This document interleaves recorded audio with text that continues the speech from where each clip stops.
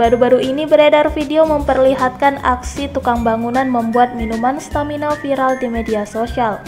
Video tersebut diunggah ulang oleh akun Instagram Kocak Pecah pada Jumat 30 September 2022. Tampak dalam video dua orang tukang bangunan direkam teman kerjanya sedang membuat minuman stamina.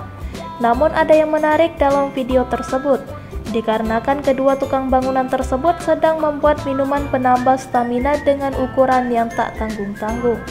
Mereka membuat minuman stamina sebanyak 1 galon full. Sontak setelah video tersebut diunggah menuai berbagai komentar dari warganet. Salah seorang warganet berkomentar jika ginjal menangis melihatnya.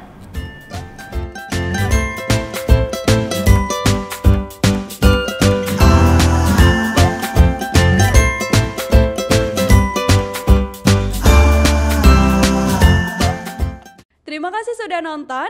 Jangan lupa like, subscribe, dan share ya.